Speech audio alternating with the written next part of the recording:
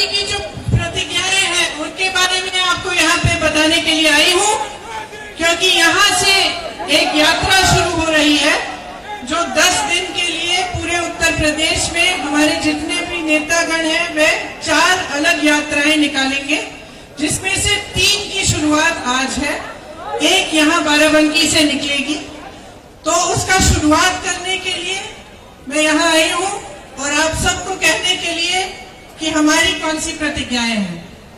तो हमारी पहली प्रतिज्ञा, टिकटों में महिलाओं को 40% हिस्सेदारी, लड़कियों को, छात्राओं को स्मार्टफोन और स्कूटी। दूसरी प्रतिज्ञा, किसानों का पूरा कर्जा माफ होगा। तीसरी प्रतिज्ञा, 2500 में गेहूं धान, 400 पाएगा गन्ना किसान। चौथी प्रतिज्ञा, बिजली बिल सबका हाफ, कोरोना काल का बकाया साफ। पांचवी प्रतिज्ञा, दूर करेंगे कोरोना की आर्थिक मार, परिवार को देंगे 25,000। आखिरी प्रतिज्ञा, 20 लाख को सरकारी रोजगार। अब मैं थोड़ा सा इनके बारे में आपको समझाना भी चाहती हूँ। देखिए, जहां तक महिलाओं की हिस्सेदारी है, मैं पहले भी कह चुकी हूँ और बार बार ये कहूंगी कि महिलाएं जब तक आगे नहीं बढ़ेंगी, जब तक राजनीति में पूरी तरह से महिलाओं की भागीदारी नहीं होगी, तब तक जो समस्याओं से मेरी बहनें हर रोज लड़ती हैं, जिन संघर्षों का सामना करती हैं, जिन परिस्थितियों से निकलकर लड़कर आगे बढ़ती हैं, वे समस्याएं हम कभी दूर नहीं कर पाएंगे। तो मेरा आग्रह है सब महिलाओं से, मेरी बहनों से, आगे बढ़िए, राजनीति में आइए। इस चुनाव में कांग्रेस पार्टी 40% टिकट देकर चाहती है कि आप आगे बढ़ के अपनी लड़ाई खुद लड़ें और आप सक्षम बने। एक महिलाओं के लिए हम एक अलग घोषणा पत्र जारी करेंगे, वो कुछ एक हफ्ते के करीब में निकलेगा।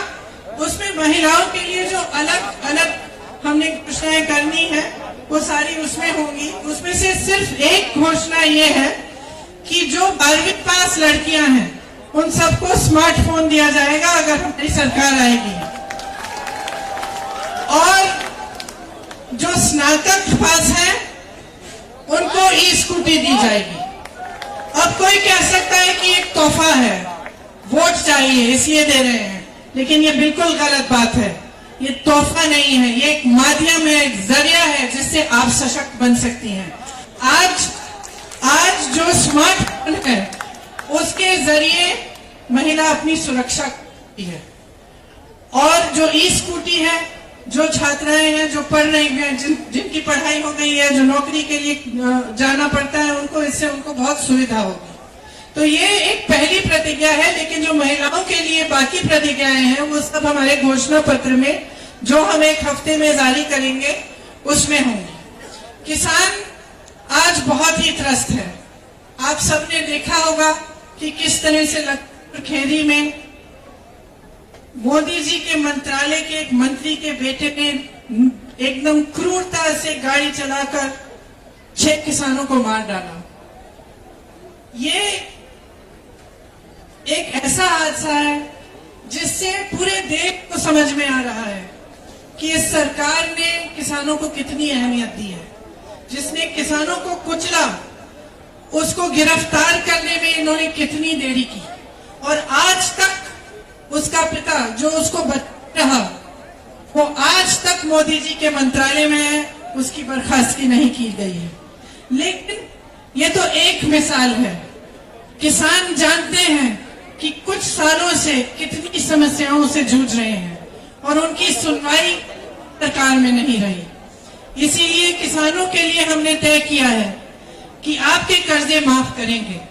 आप जानते हैं कि कांग्रेस पार्टी ने पहले 32,000 रुपए के कर्ज माफ किए थे। तो ये माफ करिए 72,000 करोड़ रुपए के कर्जे माफ किए थे। तो आप सब जिन समस्याओं से जूझ रहे हैं आप जानते हैं। आपको धान का दाम मिलता, यूरिया महंगा हो गया है, खाद महंगी हो गई है, बिजली के बिल आपको भरने पड़ते हैं बड़े बड़े, और कमाई करना मुश्किल हो जाता है। आप कर्ज में डूब रहे हैं, इसीलिए हमने ये निर्णय लिया कि आपके कर्ज माफ किए जाएंगे। इसके साथ साथ जिस तरह से छत्तीसगढ़ में हमारी सरकार 2500 में धान खरीद रही है, उस तरह से हम यहाँ भी 2500 में गेहूं धान खरीदेंगे और 400 का गन्ना का आपको दाम मिलेगा। जब बिजली बिल की बात कर रहे हैं तो कोरोना काल के समय जो छोटे दुकानदार हैं, छोटे बिजनेस हैं, व्यापारी हैं, जिनका धंधा जिनका काम एकदम बंद हुआ, उनको फिर भी बिजली के बिल बड़े बड़े भरने पड़े और पूरे कोरोना काल के समय कमाई नहीं कर पाए। इसीलिए हमने ये निर्णय लिया है कि कोरोना काल के समय जो आपने बिजली के बिल भरे उनको हम माफ कर देंगे।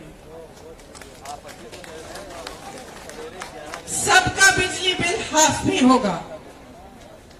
इसके साथ साथ कोरोना काल में जो गरीब परिवार थे, जिनकी बहुत आर्थिक मार हुई, जो कमा नहीं पा रहे थे, जो बाहर जा नहीं पा रहे थे अपनी रोजी रोटी कमाने के लिए, उनके लिए हमने निर्णय लिया है कि 25,000 रुपए उनको मिलेंगे। जो सरकारी रोजगार 20 लाख देना चाहते हैं, लेकिन इसमें मैं खास तौर से कहना चाहती हूँ कि पिछले 2 सालों में मैं बहुत संविदा कर्मियों से मिली, कॉन्ट्रैक्ट पे जो काम करते हैं उनसे मिली, और उन सब ने मुझे अपनी समस्याएं बताई। उसमें अध्यापिका भी हैं, टीचर्स हैं, स्वास्थ्य कर्मी भी हैं, अनेक काम करने वाले लोग हैं और उनका पूरी तरह से शोषण किया गया है। तो खास तौर से मैं कहना चाहती हूँ कि उनका नियमितीकरण करने का हमने निर्णय लिया है। हमारी सरकार आएगी तो सबका नियमितीकरण हम करेंगे। तो ये हमारी मुख्य प्रतिज्ञाएं हैं। इस यात्रा द्वारा ये प्रतिज्ञाएं गांव-गांव तक पहुंचेंगी और जन जन तक हम बताएंगे, जन जन को बताएंगे कि हमने ये निर्णय क्यों लिए और किस तरह से इन निर्णयों को हम पूरा कर सकेंगे। तो आप सबकी इस यात्रा में भागीदारी के लिए आपका धन्यवाद। जय हिंद।